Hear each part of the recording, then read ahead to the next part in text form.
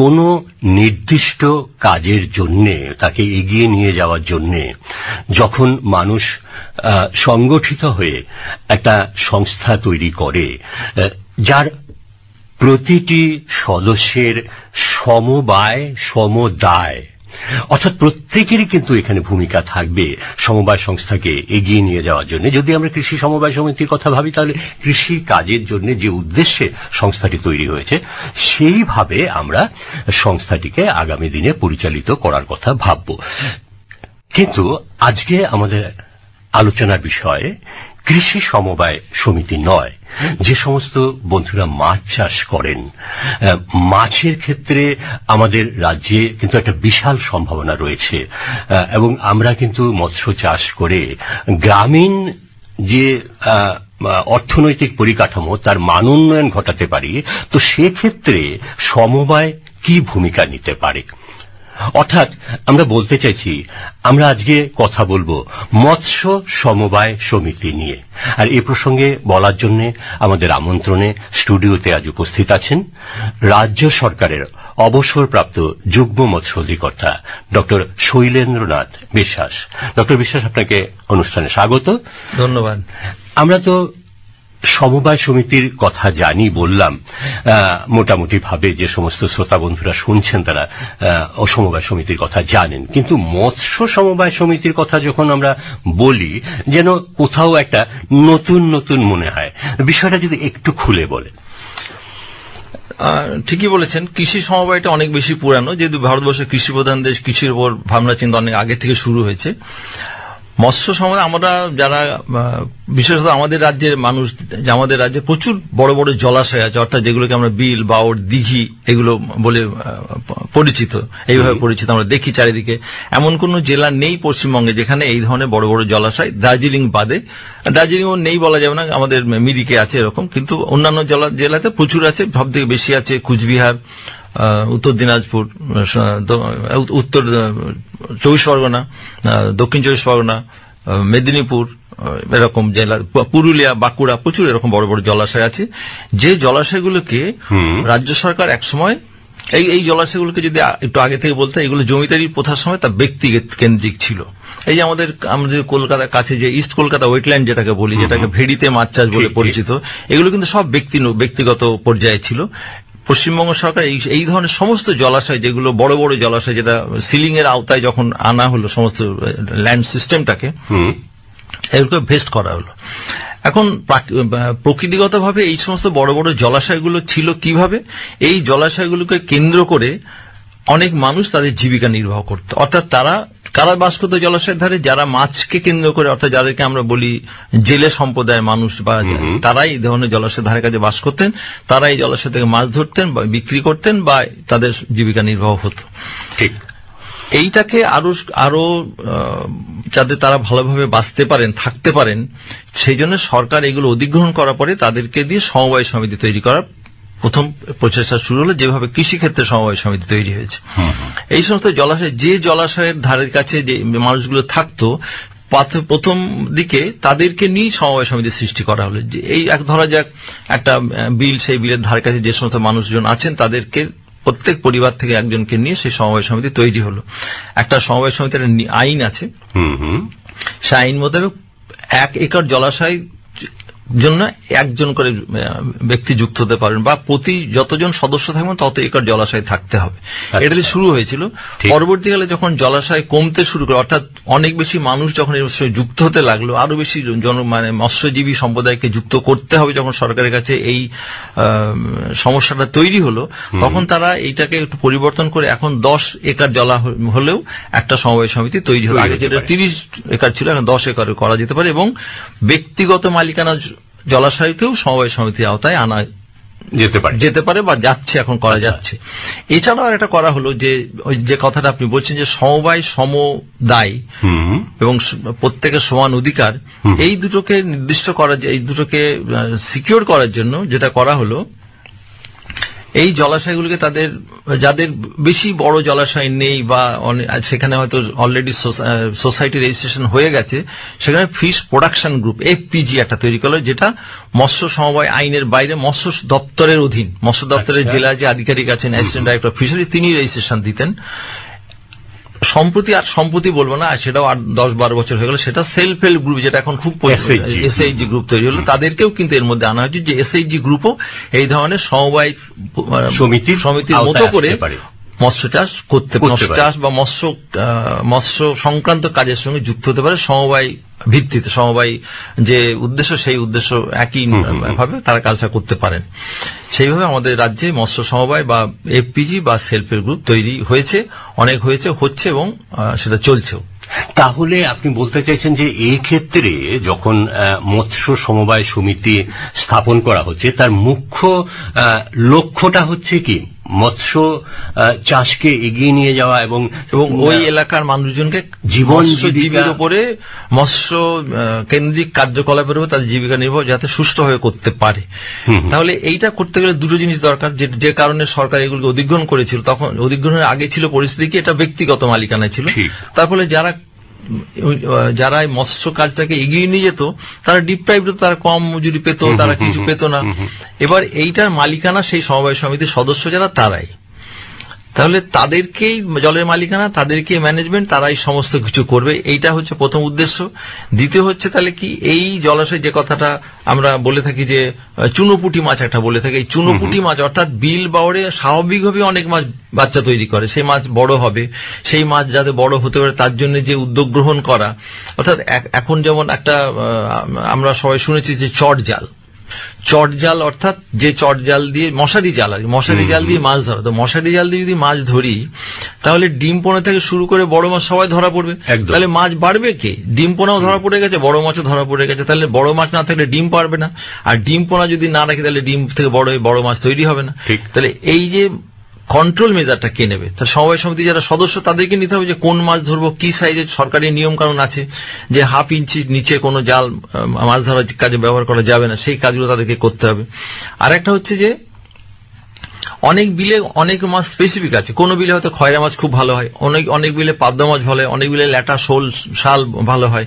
এই যে বিলে যে সমস্ত মাছগুলো হয়, সেই মাছগুলো বিলের কোনো অংশে তারা ডিম পাড়ে, মানে সেই অংশটাকে আমরা ভাষায় বলি তার নিশে, অর্থাৎ সেই এলাকাটা তাদের বেঁচে থাকার জন্য জায়গা, সেই জায়গাটাকে ডিস্টার্ব করা যাবে না। সেই জায়গাটাতে কি আছে, সেখানে কিছু শ্যাওলা আছে, কিছু গাছ আছে, মানে জলজ উদ্ভিদ আছে, সেইগুলোকে কেন্দ্র করে তারা ডিম পাড়ে কেন? সেইগুলো কেন্দ্র করে যে সমস্ত খাবার, অর্থাৎ প্রাণী কণা বা উদ্ভিদ কণা বা পোকামাকড় তৈরি হয়, সেইগুলো খেয়ে এই ধরনের মাছের চারাগুলো বড় হয়। সেজন্য সেই এলাকাগুলোকে সংরক্ষিত যাতে থাকে, সেই উদ্যোগটাও তাদেরকে নিতে হবে। এ ব্যাপারে সরকারি সাহায্য আছে, সরকারি পরিকল্পনা আছে, সরকারি নিয়ম নীতি আছে। এই নিয়ম নীতি, সরকারি পরিকল্পনা সবগুলো যাতে মান্যতা পায়, তার জন্য এই সমিতির যে সদস্য, তাদেরকে সেইগুলো নিযুক্ত করা হয়। সমিতির চেয়ারম্যান থাকেন, প্রেসিডেন্ট থাকেন, সেক্রেটারি থাকেন, এবং আমাদের ব্লকে যিনি মৎস্য সম্প্রসারণ আধিকারিক, তিনি তার এক্সিকিউটিভ অফিসার থাকেন। আমরা সে প্রসঙ্গে আসছি, কিন্তু একটা কথা, মানে যে সমস্ত শ্রোতা বন্ধুরা আজকের অনুষ্ঠান শুনছেন, তাহলে আমি বলছি এই জিনিসটা বোধহয় বিশেষভাবে আসছে যে এখানে কিন্তু জলাশয়কে সুরক্ষিত রাখা, জলের স্বাস্থ্য বজায় রাখা, ব্যবহার করা, সদ্ব্যবহার করা, তার যে মানে প্রোটেকশন দেওয়া, এটা কিন্তু তাদের সমবায় সমিতির দায় হয়ে আসছে। যে এটা যদি না থাকে, একে কেন্দ্র করে যখন আমরা আমাদের বেঁচে থাকা বা বেড়ে ওঠা, তো সেটাকে তো ঠিক রাখতে হবে। অর্থাৎ এখানে উদ্দেশ্যর মধ্যে কিন্তু আমরা জলাশয়টাকে বা বিলবাউরকে বাঁচিয়ে রাখা, তার পরিবেশ বজায় রাখা, তাকে দূষিত হতে না দেওয়া, এবং মৎস্য উৎপাদন সংক্রান্ত সমস্ত বিষয়ে যাতে একটা প্রগতি আসে, সেই দায়িত্ব সমবায় সমিতি নেবে। কিন্তু একটা কথা আপনি আমাকে বলুন, আমরা আজকে যে দিনে বাস করছি, আমরা কিন্তু ভীষণভাবে এটা কি বলবো, যে সেলফ সেন্টার্ড, মানে আত্মকেন্দ্রিক। তো আত্মকেন্দ্রিক অবস্থা থেকে এই যে সমবায় সমুদায়, এত মানুষকে নিয়ে কাজ করা, এখানে যদি নিজের স্বার্থটা আমি বেশি দেখি, তাহলে তো বেঁধে যাবে। তাহলে তো সমিতি চালানো যাবে না। ঠিক, ঠিক। তো সেক্ষেত্রে সমবায় সমিতিগুলো নিশ্চয়ই কোনো নিয়ম কানুন আছে, কিভাবে পরিচালিত হচ্ছে যদি একটু বুঝিয়ে বলেন। এই কথাটা খুব গুরুত্বপূর্ণ, যেটা বর্তমানে একটা সমস্যা হয়ে দাঁড়িয়েছে, সমবায় এবং সমুদায়। একটা জলাশয়, প্রথম কথা যেটা আপনি বললেন খুব ভালো কথা, যে জলাশয়টাকে সংরক্ষণ করতে হবে। আমি বলছি জলাশয়টা সংরক্ষণের পাশাপাশি সদ্ব্যবহার করতে। সদ্ব্যবহার, জলাশয়ের সদ্ব্যবহার মানে মৎস্য দপ্তরের ক্ষেত্রে সদ্ব্যবহার মানে সেখানে মাছ চাষের কাজে লাগাতে হবে। কিন্তু একটা জলাশয় শুধু মাছ চাষের কাজে লাগছে না, একটা জলাশয় ওই এলাকার পরিবেশ রক্ষার্থে একটা ভীষণ বড় ভূমিকা পালন করে। আমরা যদি এটা নিয়ে আলোচনা, যে অনেক বেশি আলোচনা হয়ে যাবে, কিন্তু সেই জলাশয়টা কেন্দ্র করে দেখুন ওই এলাকা চাষবাসের সঙ্গে যুক্ত আছে, সেখানে ইরিগেশন হচ্ছে, ঠিক ওই জলাশয়কে কেন্দ্র করে অন্যান্য অনেক প্রাণী বাড়ছে, স্বাভাবিক যে ছোট মাছগুলো সেগুলো তৈরি হচ্ছে, এই সব কাজগুলো তাদের করার কথা। এখন আপনি যে কথাটা বললেন যে সেলফ সেন্টার্ড হয়ে যাচ্ছি, একটা জলাশয়, আমাদের একটা বিল যদি বলি, আমাদের বিল এরকম আছে 700-800 বিঘার বিল আছে। এখন 800 বিঘার বিল মানে 4 মাইল 5 মাইল লম্বা একটা বিল। মুর্শিদাবাদে একটা বিল আছে যে মিলটা 28 কিলোমিটার লম্বা। আচ্ছা, এই বিলটা নিশ্চয়ই একজনের পক্ষে চোখ দেখা সম্ভব নয়, কে মাছ ধরছে, কে নিয়ে যাচ্ছে। তাহলে সমবায়ে যারা সদস্য, তাদের প্রত্যেকের দায়িত্বশীল হতে হবে যে মাছটা, আমি সমবায়ের একজন কর্মী, এটা ভাবলে হবে। সমবায়টা আমার, আমি সমবায়ের মালিক কিন্তু আমি একজন কর্মী। আমি যে মাছটা ধরবো সেটা সমবায়ের মৎস্য ধরার মধ্যে যুক্ত হবে, সেই মাছ বাজারে বিক্রি হবে, সেই লভ্যাংশ থেকে আমি একটা আমার মজুরি বা এটা পাবো। আমি যদি মনে করি আমাকে তো দেখছে না, আমি আমার মাছটাকে নিয়ে বাড়ি চলে গেলাম, তাহলে সেই সমবায় টিকবে না। ঠিক এই যে দায় যে কথাটা বলি, এই দায়টা আমাকে নিতে হবে। কারণ হচ্ছে সমবায়টা যদি বেঁচে থাকে তাহলে আমিই কিন্তু বাঁচবো। আর আমি যদি মনে করি আজকে আমি বাঁচলাম, কালকেরটা কালকে ভাবা যাবে, তাহলে কালকে এটা নষ্ট হয়ে যাবে, তাহলে সেই সমবায় সব বাঁচবে না। এই একটা কারণ, এটা একটা সবথেকে বড় কারণ হয়েছে, যে কারণে আমাদের অনেক সমবায় সমিতি, যেটা আপনি শুরু বলছিলেন, যে সমবায় সমিতি যখন সরকার এই সমবায় গঠন করল, সমবায় সমিতির উন্নয়নের জন্য অনেক রকম প্রজেক্ট নেওয়া হয়েছে, এখনো নেওয়া হচ্ছে, কিন্তু সে যে উদ্দেশ্য ছিল, অর্থাৎ জলা সংরক্ষণ, জলা সদ্ব্যবহার এবং মাছ চাষের উন্নয়ন, মানে মাছের উৎপাদন বৃদ্ধি। এখন আমাদের যে বিল বাউড়ে যে মাছ চাষ পদ্ধতিটা যেটা ছিল, বিল বাউড়ে স্বাভাবিকভাবে সাধারণত বেশিরভাগ বিলই ছিল নদীর সাথে যুক্ত হতো বর্ষাকালে। বর্ষাকালে যখন যুক্ত হতো, আমরা জানি যে নদীতে মাছ ডিম পাড়ে, বড় মাছ ডিম পাড়ে। তার বর্ষাকালে যখন মাছ বিলের সঙ্গে মাছ নদী যুক্ত হচ্ছে, তখন সেখান থেকে মাছের ডিম পোনা চলে আসছে বিলে। বর্ষা যেই চলে যাচ্ছে, তখন সেই মাছগুলো কিন্তু থেকেই যাচ্ছে। তাহলে এই জিনিসটা এই যে আপনি বলছেন গল্পটা পুরো, তো এই ক্ষেত্রে একটা জিনিস তো ভীষণভাবে দরকার, যে সমবায়কে টিকে থাকতে গেলে মনোভাবাপন্ন হওয়াটা ভীষণভাবে জরুরি। তো এই যে মনোভাবাপন্ন এবং যে সমবায়ের যে এথিক্স, তো সেটাকে বজায় রাখতে গেলে একটা পরিচালন সমিতির কথা, পরিচালন ব্যবস্থার কথা বলছিলাম, মানে আপনি বলছিলেন, তো সেটা একটু যদি বলেন। তার আগে একটা ছোট্ট কথা বলি, সেটা হচ্ছে এই যে বিলে আগে সাধারণত প্রাকৃতিক নির্ভর মাছই হতো, ওখানেই হতো, তারাই বড় হতো, তারাই ধরা পড়তো। কিন্তু আমাকে উৎপাদন বাড়াতে গেলে আমাকে মাছ ছাড়তে হবে এক্সট্রা, আর যখনই আমি এক্সট্রা মাছ ছাড়ছি, তাহলে এক্সট্রা খাবার দিতে হবে, এক্সট্রা ম্যানেজমেন্ট মানে সার দিতে হবে, যেটা পুকুরে যে চাষ হয় অতটা পরিমাণ না হলেও কিন্তু কিছুটা পরিমাণ আমাকে সেই পদ্ধতিতে অবলম্বন করতে। এবং বিলে মাছ ছাড়ার ক্ষেত্রে যেটা উল্লেখযোগ্য হচ্ছে, বিলের মাছ যে ছাড়বো সেই মাছটা কিন্তু বড় সাইজের হবে। তাহলে আমি যদি সমবায় ব্যবস্থায় বিলটাকে সংরক্ষণ করতে চাই, উন্নত মাছ চাষের আওতায় আনতে চাই, বেশি মাছ উৎপাদন করতে চাই, তাহলে যে বড় মাছ মানে তার তো দাম বেশি, তাহলে সেই চারাপোনাটা যাতে আমি বিলের কাছে করতে পারি, বিলের মধ্যে যদি কোনো পুকুর না থাকে, তাহলে আমি পেন কাঁচের অর্থাৎ বাঁশের পাটা দিয়ে সেখানে চারাপোনা তৈরি করতে পারি, তাহলে চারাপোনা তৈরি খরচ কমে গেল। অথচ চারাপোনা আমার কাছে গেছে, আমি সারা বছর মাছ ধরছি, মাছ ছাড়ছি, মাছ ধরছি, মাছ ছাড়ছি, তাহলে উৎপাদন অনেক বেড়ে গেল। আর খাবার হিসেবে আমাকে গোবর সার, মাছের খাবার, অন্তত চালের কুড়ো, সর্ষের খোল এটা দিতে হবে।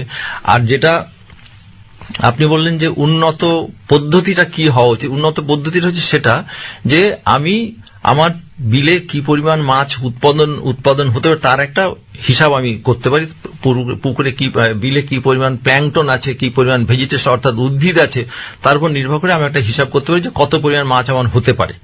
তাহলে সেই পরিমাণ মাছ হতে গেলে আমার কি পরিমাণ চারাপোনা সারা বছর লাগবে। বিলের ক্ষেত্রে কিন্তু একটা বিষয় হচ্ছে প্রতি 2-3 মাস অন্তর অন্তর মাছ ধরা হয়। তাহলে প্রতি 2-3 মাস অন্তর অন্তর মাছের চারাপোনা ছাড়ার একটা ব্যবস্থাপনা আমার থাকতে হবে, যে চারাপোনাটা আমার কাছে তৈরি হবে, আমার সিস্টেমের মধ্যে তৈরি হবে, সেই প্ল্যানটা আমার আগে থেকে চক্রটা চলতে থাকে।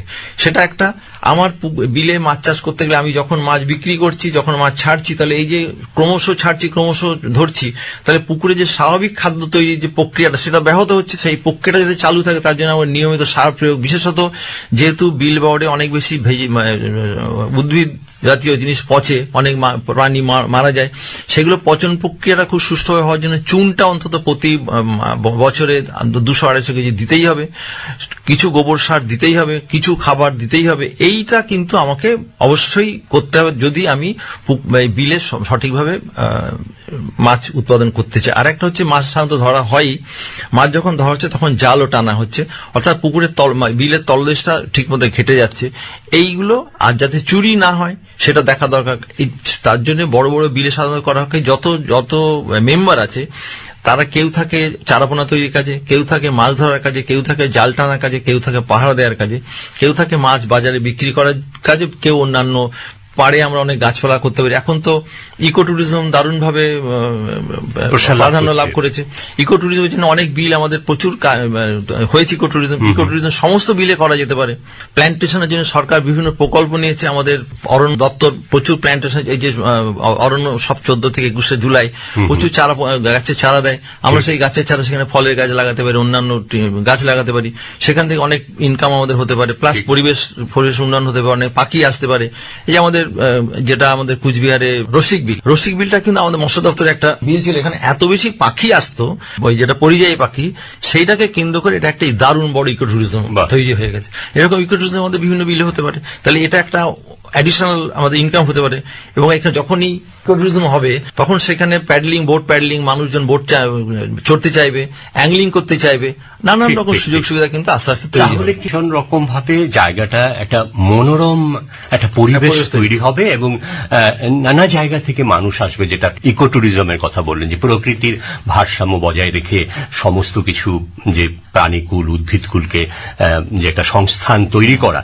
কিন্তু একটা কথা, আমি একটু আলোচনার শুরুর দিকে যাচ্ছি, যে এই যে আপনি বললেন যে এত কিছু আমরা করতে পারি এই সমবায় সমিতির মধ্য দিয়ে, তো তার জন্য তো একটা মূলধন দরকার। তো এই মূলধনটা যোগানটা কোত্থেকে আসবে? মানে যে সমিতির যে অর্থ দিয়ে ওরা কাজটা সুষ্ঠুভাবে পরিচালিত করবে, তো সেটা কিভাবে আসবে? সমিতি যখন তৈরি হয় তখন প্রত্যেকটা থ্রিফট ফান্ড দিতে হয়, থ্রিফট ফান্ড দিয়ে একটা ফান্ড তৈরি হয়, তারপরে সরকার থেকে অনেক ফান্ড দেওয়া হয়। প্লাস হচ্ছে এটাকে সাধারণত যখন জলাগুলিকে লিজ দেওয়া হয়, লিজ আমাদের জমি দপ্তর লিজ দেওয়া হয়, সাধারণত 7 বছর টার্মে দেওয়া হয়। এই লিজ দেখে তারা ব্যাংক থেকে লোন পেতে পারে। আমাদের PMSSY প্রকল্পে অনেক প্রকল্প আছে, সেই প্রকল্পে তারা অংশীদার করতে পারেন। প্লাস হচ্ছে এখন এই যে ইকো ট্যুরিজম বা অন্যান্য যে বিভিন্ন রকম সুযোগ সুবিধা এসেছে, অনেক ব্যক্তি যাদের কাছে অনেক টাকা আছে, তারা যারা ব্যবসায়িক আর কি, তারা কিন্তু যুক্ত হতে চায়, অর্থাৎ যৌথ মালিকানা ভিত্তিক, যে তুমি আমাকে ফান্ড দেবে, ম্যানেজমেন্টের মধ্যে তুমি থাকবে, যৌথ মালিকানা ভিত্তিতে এই কার্যটা করা যেতে পারে। তা ফান্ডটা কিন্তু সবসময় খুব সমস্যা না, উদ্যোগটা মানে আসলটা উদ্যোগটা দরকার যে আমরা এটাকে ডেভেলপ করব। আমি একটা ছোট্ট করে এইটুকুনি বলতে চাই যে একটা বিল মানে তো আমরা জানি 50 একর, 60 একর, 100 একর, 200 একর, 300 একরের বড় বড় বিল আছে। যে কোনো একটা বিলকে যদি সঠিকভাবে পরিচালন করা যায়, মানে অর্থাৎ সরকারের নিয়ম মেনে, যে কথাটা আপনি শুরু করেছেন সমবায় এবং সমুদায়, এইটাকে যদি আমরা মান্যতা দিই প্রত্যেকে, তাহলে কিন্তু এক একর মানে একটা বিলের 1 একর থেকে একজন মানুষ বছরে 1 লক্ষ থেকে 2 লক্ষ টাকা তাকে ইনকাম করতে পারেন, অন্যান্য লভ্যাংশ বাদ দিয়েও। আচ্ছা, তাহলে এই কাজটা হতে পারে। আমাদের এরকম প্রচুর বিল বাউড আছে, এবং এই কাজটা যদি তারা সঠিকভাবে করেন, যারা ছোট ছোট সেলফ হেল্প গ্রুপ আছেন তারাও করতে পারেন। আমাদের এই যে কথাটা আপনি বলছেন যে ছোট মাছের চাহিদা যে আমাদের কমে যাচ্ছে, ছোট মাছ চাহিদা পূরণ করার কাজে যে মহিলা সেলফ হেল্প গ্রুপ তারা এই কাজটা করতে পারেন।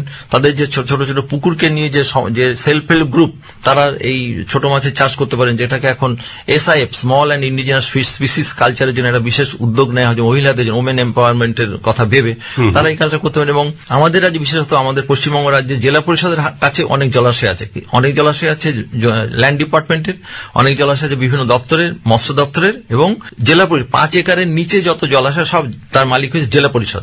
জেলা পরিষদ কিন্তু লোকাল এলাকার লোকাল মহিলাদেরকে এইগুলো লিজ দেবে, তার একটা আইনসম্মত নিয়ম কানুন আছে। সেই সুযোগ নিয়ে সেলফ হেল্প গ্রুপরা কোনো ব্যক্তি মালিকানা কিন্তু পেতে পারবেন না, সেলফ হেল্প গ্রুপরা পেতে পারবেন, ফিশ প্রোডাকশন গ্রুপরা পেতে পারবেন, বা সোসাইটিরা পেতে পারেন, কোনো ব্যক্তি এগুলো পেতে পারবেন না। এটা সরকারের নিয়ম। কোনো জায়গায় যদি হয়ে থাকে তাহলে সেটা বেআইনি হচ্ছে।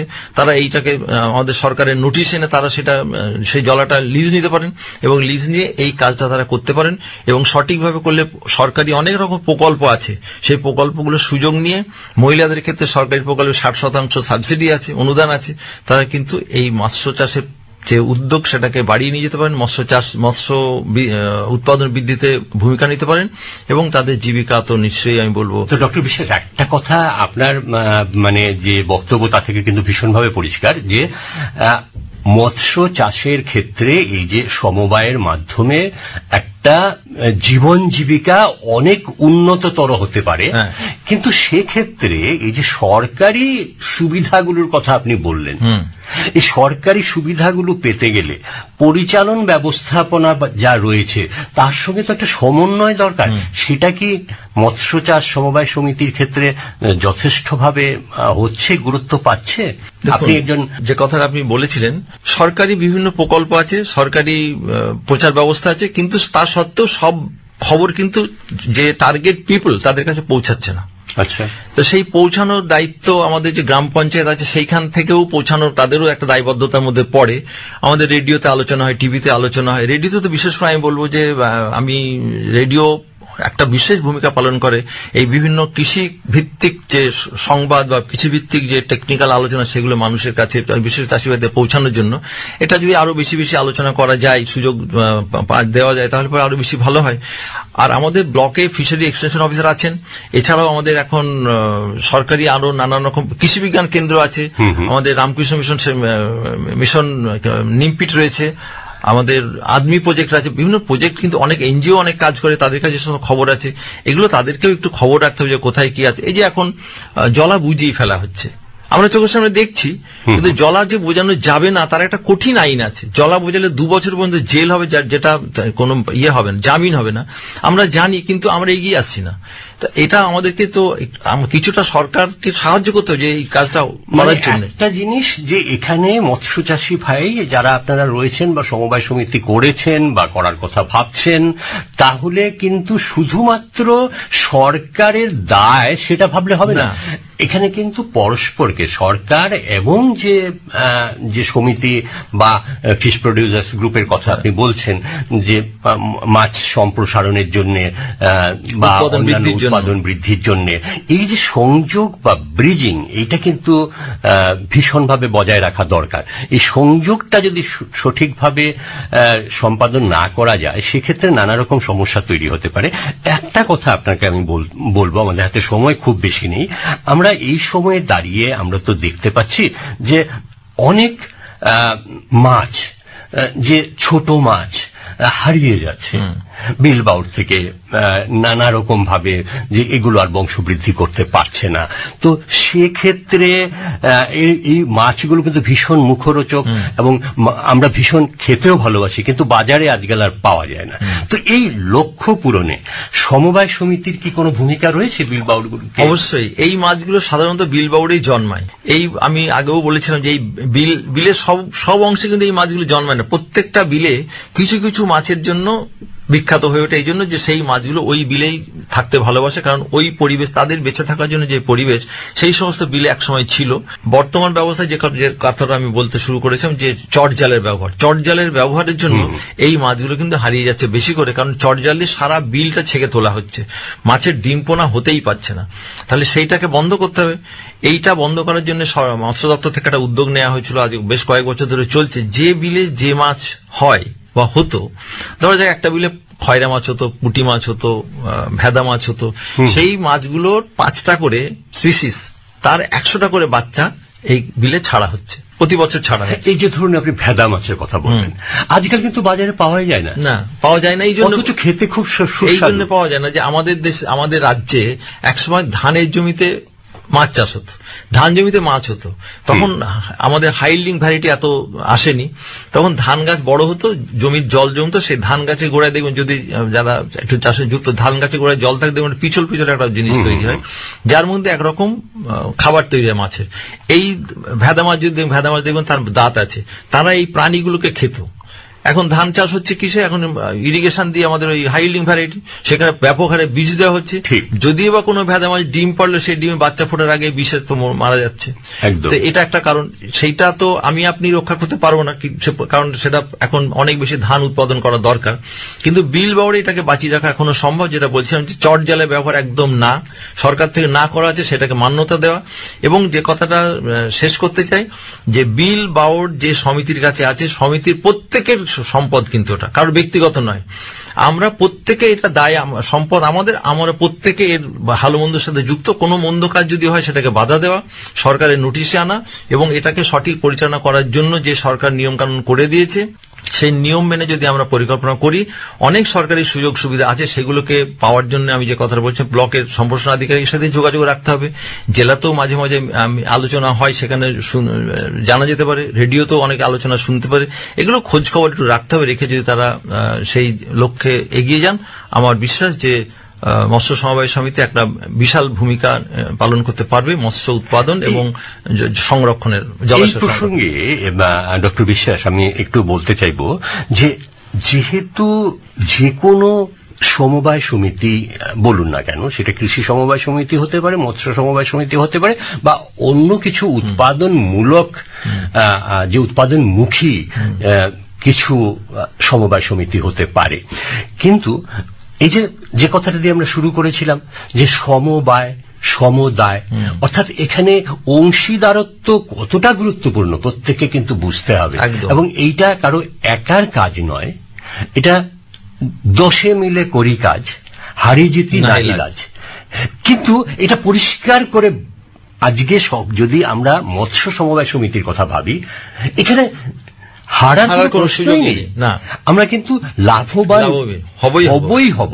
তো এই কথাটা যদি আমরা মাথায় রাখি এবং সমবায়ের জন্য যে সম মনোভাবাপন্ন যে মানসিকতা, সেটা যদি বজায় রাখি, এবং কখনো কখনো নিশ্চয়ই যে সমবায় দপ্তর যারা রয়েছেন, সমবায় দপ্তরের যারা আধিকারিক রয়েছেন, তাদেরকে নিয়ে এসে আমরা যদি মেম্বারদের মধ্যে অর্থাৎ সদস্যদের মধ্যে কোন রকম প্রশিক্ষণের ব্যবস্থা করতে পারি, যাতে করে মানসিক একটা বিকাশ ঘটে এই সমিতি বজায় রাখার জন্য, পরিচালন ব্যবস্থা ঠিক রাখার জন্য, তাহলে কিন্তু আগামী দিনে মৎস্য সমবায় সমিতিগুলো ভীষণভাবে উন্নয়নমুখী হবে এবং কার্যকরী হবে, তাই তো? একদম।